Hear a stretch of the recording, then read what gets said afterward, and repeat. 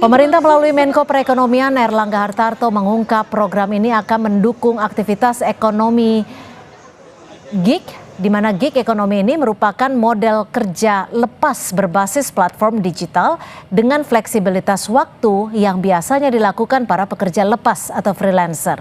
Airlangga bilang pemerintah akan mengembangkan program work from mall secara bertahap di berbagai daerah. Bukan hanya tempat berbelanja, tetapi bisa dimanfaatkan juga untuk kegiatan ekonomi atau bekerja. Nah, kita sekarang sedang menunjuk atau mendorong kegiatan ekonomi gig. Beberapa hari yang lalu, kami bersama Gubernur DKI Jakarta mendorong untuk gig ekonomi, dan ini akan disiapkan anggarannya juga oleh Pemda DKI. Kita akan kerja di 15 provinsi dan juga akan didukung oleh perusahaan-perusahaan yang bergerak di bidang IT, sehingga kalau yang bergerak di gig ekonomi butuhnya charger laptop, wifi, dan kopi. Nah, itu semuanya ada di mall. Kebijakan work from mall disambut positif warga Jakarta. Sebagian menilai kerja dari mall tetap bisa produktif dan akan lebih menyenangkan, tidak membosankan, memudahkan mencari inspirasi baru, sekaligus membantu perekonomian masyarakat. Dalam jangka waktu liburan ini sih kita lebih sering ke mall, karena kayak di mall ini kita bisa dapat semuanya sih, kayak kerja terasa lebih fun, terus juga ambience-nya tuh ngedukung banget lah kalau kita jadi kayak refreshing dikit, kita bisa ke cafe, terus kalau misalkan bosen cemil mungkin kita bisa ke supermarket gitu kan, jadi lebih seru lah. Dengan program tersebut sih cukup membantu ya, dalam hal kayak kita juga ngebantu perekonomian tenan-tenan atau brand-brand UMKM yang emang udah ada di mall gitu, dan ya pasti itu membantu semuanya sih dari segi lini ekonomi gitu sih. Dan dengan adanya program work from mall ini bagi aku sebenarnya malah lebih enak ke perusahaannya juga sih, karena kan ibaratnya kita tetap bisa produktif, kita tetap bisa quality time sama keluarga, mungkin ketemu sama kolega-kolega, terus ketemu sama klien mungkin di tempat yang emang lebih proper, jadi itu harusnya bisa menjadi jaringan satu tempat yang ibaratnya tuh bisa bercabang kegunaannya gitu. Menurut saya lebih jadi have fun aja sih, karena kan namanya di mall pasti lebih seru, lebih banyak yang dilihat, nggak kayak yang di kantor kayak mungkin pasti bosan juga kan, dan yang pasti dilihat itu aja gitu. Sedangkan kalau misalkan kayak kita di mall, I think lebih seru sih. Karena menurut saya kalau misalkan kita kerja di mall kan suasananya baru, jadi pasti otak kita juga refresh kan, kayak mendapat inspirasi baru, melihat sesuatu yang lebih baru juga gitu. Lalu bagaimana pemerintah menjamin program work from mall akan mendukung produktivitas pekerja sekaligus daya beli masyarakat untuk pertumbuhan ekonomi? Kita bahas hal ini lebih dalam bersama tenaga ahli utama Kantor Staf Kepresidenan. Sudah ada Mas Yusuf Hakim Gumilang di studio, dan juga pengamat kebijakan publik Pak Trubus Rahardiansyah. Selamat petang Pak Trubus. Ini kalau melihat tadi kan respon dari warga Jakarta khususnya ya Mas Yusuf ya, responnya positif. Tapi sebenarnya skemanya nanti akan seperti apa? Metodenya work from mall ini konsepnya akan gimana? Ya, terima kasih Mbak Cynthia. Tentunya kita harus memandang kebijakan ini dalam suatu payung yang namanya flexible working arrangement. Jadi work from mall, from cafe, work from anywhere ini adalah kebijakannya namanya adalah flexible working arrangement. Nah, kenapa pemerintah butuh ya perlu? Karena sebenarnya ini mekanisme agar mendorong ekonomi baik UMKM, kafe-kafe gitu, termasuk mall juga kayak gitu ya, agar tetap berproduksi atau produktif, tetapi juga pekerjanya itu tadi seperti yang disampaikan di Viti tadi ya, happy gitu Mbak, ada work life balance. Dan kebijakan ini, payung ini kan sebenarnya kalau di ASN ya Mbak ya, sesuai dengan Undang-Undang 20 2023 kayak gitu ya, ini sebenarnya mekanisme insentif Mbak. Jadi nggak semua ASN itu bisa FWA ini. Jadi ASN yang tidak ada di garis depan ya, misalnya yang pendidikan ya, kesehatan, layanan publik esensial kayak gitu ya, itu dia tentunya tidak bisa kayak gitu. Tapi untuk yang sifatnya administratif, lalu juga dukungan substansi atau kebijakan bahan-bahan terhadap pimpinan dan seterusnya, nah ini yang bisa. Jadi Insentif tidak semuanya. ini maksudnya bagaimana? Insentif adalah bagi orang-orang yang misalnya kinerjanya bagus, Mbak. Oke. Kinerjanya bagus, dia punya tuh mekanisme insentif itu karena kebijakan ini kan diatur juga di Permenpan-nya ya, turunannya di Permenpan 4 2025 kayak gitu. Jadi tidak semua pegawai bisa mendapatkan. Artinya ketika mendapatkan award ya, awarding, boleh melakukan bekerja dari luar. Betul, dan dari ini kan pengaturannya disesuaikan dengan semacam aturan di internal masing-masing instansi. Jadi ini ada diskresi juga. Artinya dari pimpinan. tunggu, ini kebijakan ini adalah kebijakan yang bersifat situasional kah? Atau memang kebijakan yang nantinya ke depannya akan dipermanenkan? Iya, karena sudah ada perpresnya Mbak, Perpres 21 2023 sebenarnya tentang FWA ini. Jadi kalau di ASN sebenarnya ini sudah berlaku, memang sudah dilakukan kayak gitu. Tetapi memang itu tadi, dia sifatnya adalah insentif, reward kayak gitu. Bagi orang-orang yang kerjanya baik, bagus kayak gitu, dan tidak ada di layanan dasar esensial publik, dia bisa mendapatkan reward itu. Itu yang pertama, konsep berlaku yang sudah mulai berlaku di ASN. Betul, seperti itu ya. di ASN. Oke. Prof, saya ke Prof Trubus. Kalau dari Prof sendiri, bagaimana melihat kebijakan ini? Apakah kebijakan ini memang bisa mendukung produktivitas pekerja, atau sebenarnya justru dalam tanda kutip meningkatkan konsumtif?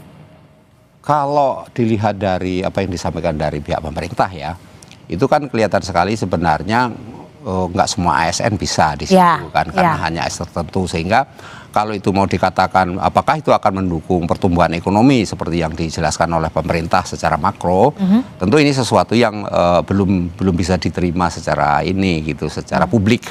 Karena apa? Karena publik masih melihat bahwa yang ada itu ya WFA, artinya ketika itu merupakan anywhere kerja di mana saja itu diterima. Tetapi kemudian bahwa kebijakan ini hanya khusus mall misalnya itu, nah mall ini bagi publik persepsinya mall itu orang kaya Mbak, kelas menengah ke atas.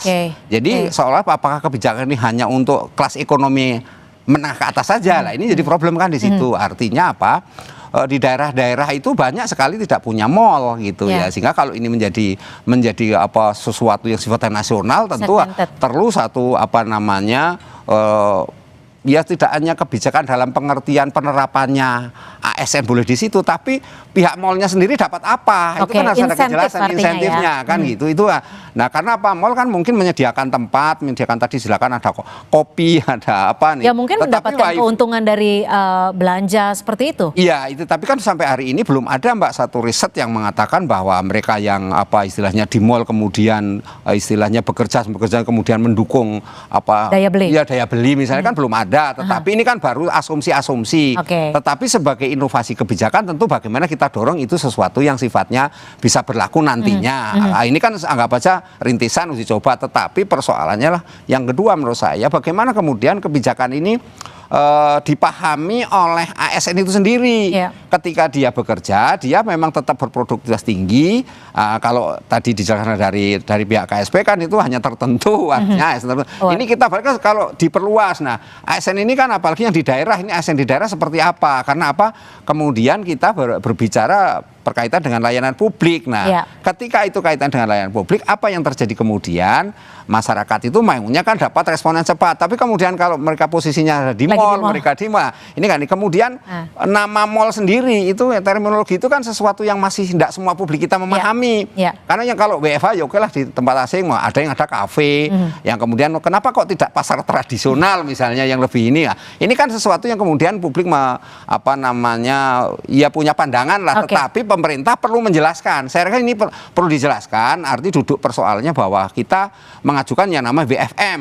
Nah, WFM ini nanti keuntungannya memang sudah dijelaskan, keuntungannya adalah nanti mendongkrak istilahnya daya beli masyarakat, mendongkrak artinya tenan-tenan tadi dijelaskan oleh sebagian pendengar kita yang sudah diwawancarai. Tapi itu kan sesuatu yang sifatnya masih lip service dalam saja ya. dan dalam skop yang sangat kecil bisa dikatakan iya, ya. gitu kan. Mas Yusuf gimana menjawab ini? Insentif ke mallnya seperti apa? Lalu kenapa harus mall? Kenapa bukan pusat perbelanjaan yang bisa dikatakan untuk bisa menengah ke atas, bisa menengah ke bawah, yang juga mendukung sektor UMKM mungkin? Ya, baik, terima kasih Mbak. Sebenarnya gini, makanya tadi payungnya sebenarnya adalah flexible working arrangement. Jadi tidak harus mall ya maksudnya. Harus mall, betul. Tetapi memang betul bahwa Pak Menko sampaikan bahwa ya ini kan libur dalam rangka libur Nataru, tahun baru. Ya tahun baru, Natal, tahun baru. Nah jadi memang ada intention kayak gitu untuk meningkatkan daya beli konsumsinya masyarakat kayak gitu. Jadi sebenarnya ini bukan hanya nanti ke ASN, diharapkan juga swasta kayak gitu ya, itu juga bisa fleksibel kerja dari mana saja termasuk dari mall. Dan kalau dari tadi Prof Trubus sampaikan misalnya apakah ada dampaknya misalnya ya, data yang kami ambil dari asosiasi memang untuk yang tahun 2025 ini dalam semester 1 itu dia ada kenaikan kunjungan kayak gitu ya antara 50 sampai 80% sebenarnya. Nah, hal ini kan sebenarnya cukup baik nih, ini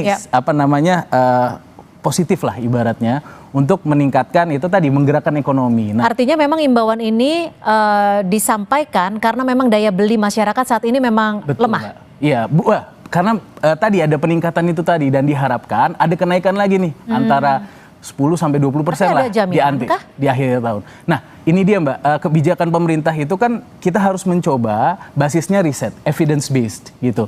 Nah, ketika kita lihat oh ya trennya ternyata kunjungannya meningkat kayak gitu ya. Ya udah kita kaji, tentunya pemerintah dari Kementerian Perekonomian sudah mengkaji nih kayak gitu. Jadi kenapa mall yang disasar? Tetapi tadi saya bilang bahwa kerangkanya adalah flexible working arrangement. Insentif jadi bisa untuk mallnya di rumah. Ya tentunya peningkatan belanja kayak gitu ya, peningkatan berarti belanja. Berarti insentifnya tidak ada insentif dari pemerintah khusus, tapi lebih ke daya beli dari masyarakat yang langsung ya. Betul, langsung insentif ke mallnya demikian. Ditambah tadi seperti Pak Menko sampaikan, tadi mengutip juga Gubernur DKI ya, kayak gitu ya, bahwa nanti akan disediakan ya fasilitasnya lah, colokannya, wifi-nya dan lain-lain. Tapi ini sebenarnya sudah terjadi di masyarakat. Prof, kalau Anda melihat ini lebih menguntungkan ke retail kah? Atau justru sebenarnya menguntungkan perusahaan tempat orang itu bekerja? Atau produktivitas masyarakat itu sendiri yang diuntungkan dengan program ini? Kalau dilihat secara keseluruhan, rasionalitas kebijakannya ada pada ini Mbak, pada retail. Jadi pada retail ya? Yang untung. Karena kan jadi orang besar lagi dong yang diuntungkan? Ya karena kan di situ ada namanya akhir tahun baru kan ya, akhir tahun lah Nataru ini kan ada banyak diskon-diskon kan, karena diskon-diskon itulah kemudian membawa keuntungan karena istilahnya ya membelinya jadi partai besar lah katakanlah seperti itu, artinya banyak gitu ya. Nah, ini yang harus dipahami. Yang kedua, kalau misalnya mau dikaitkan dengan produktivitas, tentu bisa saja hanya kemudian ini belum ada studi, kalau saya orang akademisi kan harus ada satu riset betul yang membuktikan untuk itu. Tetapi andaikan ini sebagai titik entry point lah untuk melakukan satu kebijakan nantinya ke depan, kalau ada libur lagi menggunakan seperti ini kan ya bisa diterima sepanjang nanti ada argumen-argumen akademis yang bisa dikemukakan. Itu Mbak, yang penting itu di situ gitu loh. Tapi gini, yang menjadi pertanyaan saya adalah ketika work from mall ini nantinya akan menjadi gaya hidup. Nah, gaya hidupnya ini apakah sudah sesuai dengan masyarakat Indonesia saat ini? Apakah sudah mencukupi dengan keuangan yang masuk di masyarakat? Jangan sampai nanti justru malah karena gaya hidupnya tinggi, akhirnya jadi pinjol. Gimana menjawab ini? Apakah sudah diantisipasi mungkin oleh pemerintah sendiri? Iya, kalau dari ASN sendiri Mbak, itu tentu kan dari kebijakan ya Mbak ya. Gaji ASN itu kan semuanya kita tahu, semua bisa akses kayak gitu ya. Gaji ASN itu berapa sih kayak gitu? Ada insentif nggak untuk work from home? Mungkin tambahan uang kopi? belum sampai ke sana. Tapi intinya gini Mbak, kalau dalam konteks kebijakan kita harus memahami bahwa yang penting ini kan di pengawasannya, produktivitasnya. Dalam artian apakah dengan dia bekerja di mana, di mall, di kafe dan lain-lain, outputnya tetap ada kayak gitu. Dia tetap hasil pekerjaan tetap ada. Jadi misalnya dokumen kebijakan atau juga misalnya kajian-kajian atau analisis yang sifatnya untuk pengambilan keputusan strategis kayak gitu tetap dilaksanakan, tetap ada kayak gitu. Dan itu kan sekarang sudah eranya SPBE nih Mbak, sistem pemerintahan berbasis elektronik. Jadi kita absen, presensi masuk sudah lewat gadget, hasil kerjaan kita juga bisa langsung saat itu juga kayak gitu bisa di-submit di dalam sistem. Jadi yang harus dilihat adalah sebenarnya ini ada mekanisme yang sifatnya fleksibel.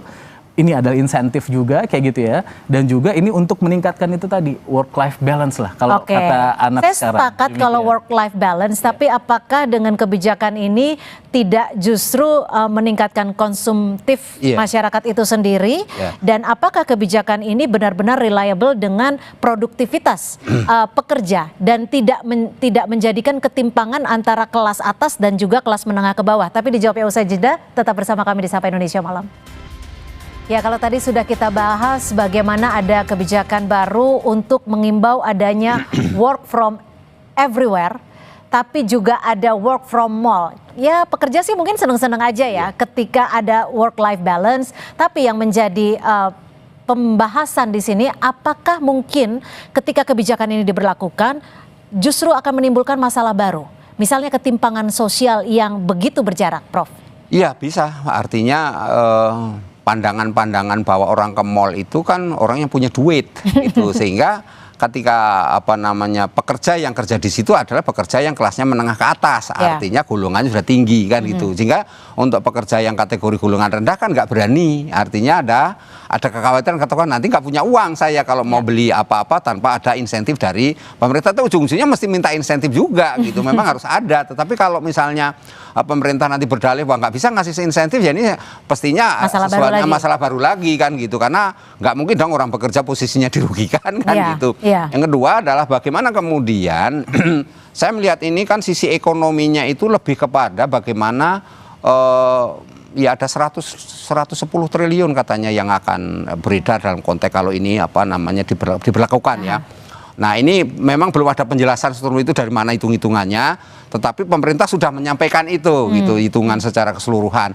Nah, ini hal yang menarik tentu, artinya apa? Kalau ini misalnya nanti ada libur-libur yang lain bisa diberlakukan seperti ini dan memberikan dampak ekonomi yang kuat, khususnya bagaimana pertumbuhan UMKM, bagaimana kemudian produk-produk dalam negeri juga bisa laku secara ini. Tentu yang terakhir adalah bagaimana daerah. Daerah ini kita ASN di daerah itu sangat beragam, dan bagaimana yang mereka posisinya guru, mereka atau pekerja kesehatan atau apa yang ada di daerah-daerah ini, mallnya nggak ada. Bagaimana terusnya, apakah mereka ini kalau WFA masih diterima, Mbak, tapi begitu mall asumsinya ini di daerah saya aja sekali ya, karena di daerah di Jawa Tengah, daerah saya Purworejo aja nggak ada mall gitu kan, jadi sulit juga Mbak bagaimana kemudian mereka mau kerja di mall. Tetapi ini sebagai inovasi kebijakan tentu secara bertahap bisa kita benahi, ke dalam arti apa, antisipasi ke depan kalau ada liburan apa bisa, ya sama aja waktu kita WFH terjadi perdebatan kenapa bagaimana kinerjanya, tetapi terjelaskan bisa jalan dengan baik kan. Gimana Mas Yusuf, apakah sudah ada koordinasi mungkin dengan Pemda dan juga apakah ini sudah dipikirkan sebelumnya untuk ASN-ASN yang berada di luar Jakarta ataupun di luar kota besar? Ya, tentunya dalam konteks kebijakan ini tidak boleh bias ya Mbak ya. Jadi kebijakan itu harus bisa menyasar semua kalangan. Makanya kebijakan Perpres tentang flexible working arrangement ini kebijakan yang silahkan bekerja dari rumah, dari kafe, dari warung-warung kopi, dari mall segala macam, itu boleh dilakukan. Nah, dalam konteks itu makanya bagi kami sebenarnya yang diharapkan dengan adanya kebijakan ini itu pertama bukan libur terselubung gitu loh Mbak, bukan. Dia harus tetap produktif, dia harus tetap ada outputnya, harus tetap menyampaikan dokumen kebijakan atau dia harus deliver lah, kita bilang kayak gitu. Nah, yang kedua adalah dia menggerakkan ekonomi lokal, mulai dari kafe, dari warung-warung kopi kayak gitu ya. Dan juga ini tidak diterapkan ke semuanya tadi, seperti yang kekhawatiran. Tapi bagaimana memastikan, pemerintah memastikan bahwa kebijakan WFM ini tidak menjadi beban baru bagi para pekerja? Saya pikir ya itu tadi, kalau dalam konteks kebijakan, ini tidak akan, kan ini pilihan Mbak. Ini kan pemerintah menghimbau kayak gitu ya, di ASN sudah ada nih aturannya. Baik ya pemerintahnya ya sama ASN ya. Kita menghimbau kayak gitu. Asal pelayanan terhadap masyarakat Betul. Makanya tadi saya bilang kan ada kriterianya. Nggak bisa semua orang dapat kriteria ini gitu. Jadi orang-orang kan yang namanya insentif itu kan tidak harus sifatnya itu uang, material kayak gitu. Jadi dengan dia bisa menerapkan flexible working. Nanti ada kecemburuan dengan ASN tertentu. Ya makanya kinerjanya harus baik kayak gitu. Jadi ASN tertentu aja sebenarnya itu yang cemburu dan lain-lain. Padahal ya berarti mungkin ini kinerja saya kurang baik. Berarti saya harus meningkatkan biar ada di level yang itu gitu. Dia bisa mendapatkan fleksibilitas bekerja, tapi produktivitas tetap jalan dan dia bisa itu tadi sama anaknya bisa ngasuh anak dan seterusnya. Fungsi mall berubah. Fungsi mall berubah. Jadi daycare, tempat daycare.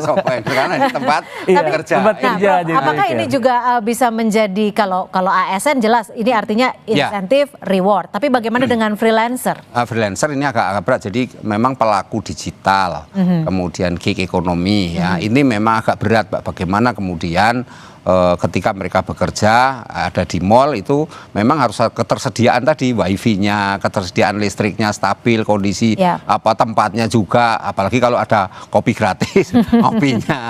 Ini kan semuanya harus ini, Mbak.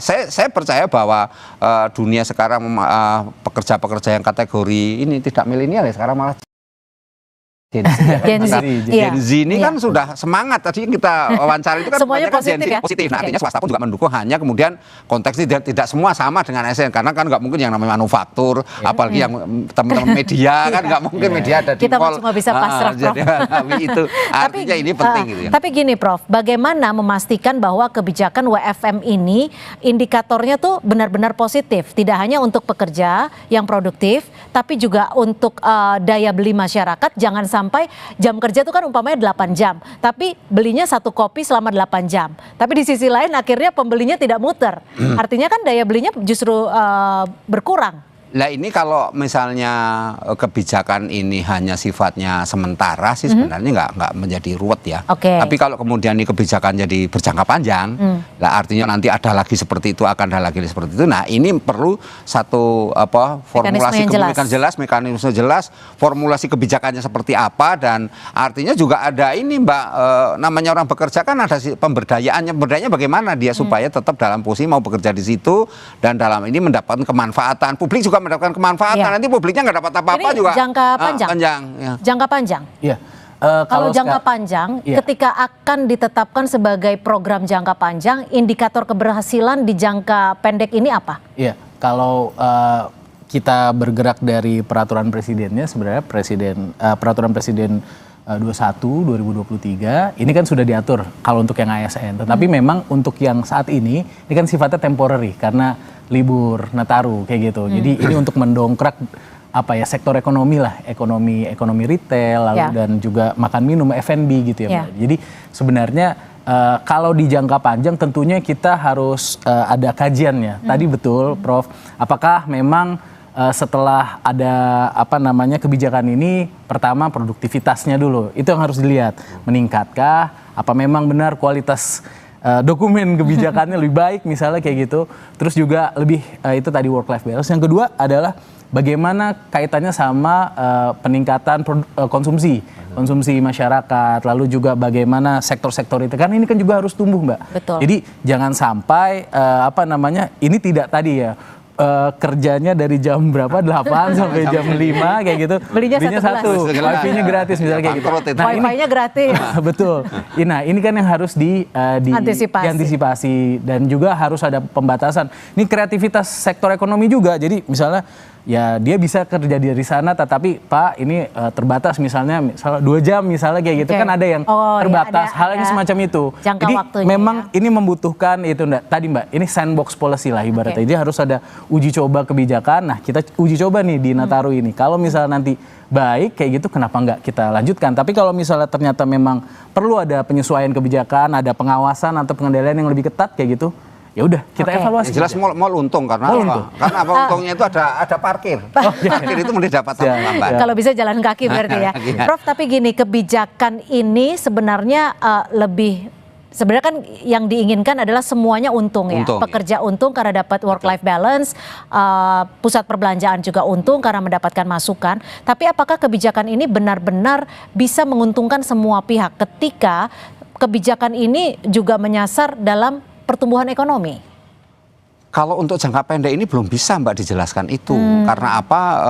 Belum terlihat hasilnya. Belum terlihat dan belum ada satu Kalau kajian sih enggak ya. Artinya belum ada satu fakta yang bisa menjelaskan bahwa ini ada bukti yang bisa diterima gitu oleh publik, dalam arti bahwa ada kemanfaatan publiknya, ada baik publik maupun dalam hal ini pemerintah dapat kemanfaatan, kemudian pihak mall dalam hal ini juga ada kemanfaatan, UMKM dapat kemanfaatan, apalagi dalam makronya pertumbuhan ekonomi. Nah ini tentu ada satu menurut saya yang perlu didorong terus adalah formulanya ini agar atau skemanya ini benar-benar tidak hanya untuk ASN tapi untuk ini pekerja swasta ini yang harus didorong Prof semua. lihat sendiri ini lebih berpihak kepada keuntungan publik atau kepada retail?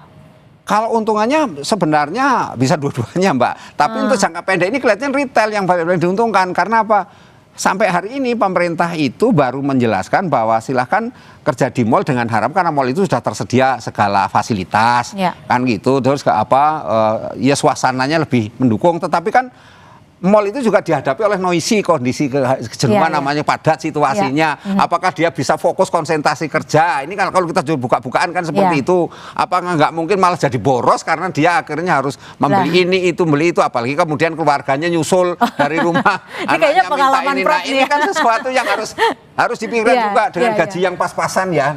Saya jujur akan kebutuhan yang banyak. Kebutuhan begitu banyak melihat di mall itu ini saya khawatir jadi pinjol tadi. Jadi konsumtif lagi.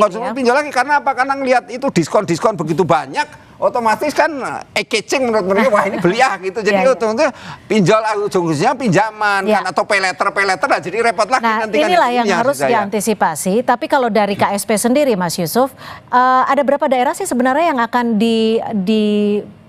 didukung terlebih dahulu untuk melakukan WFM ini? Ya, kalau dari yang kita dapatkan memang sementara di Jabodetabek ini ya ada 12 pusat perbelanjaan lah ya. Di daerah lain, mungkin kota-kota besar lain?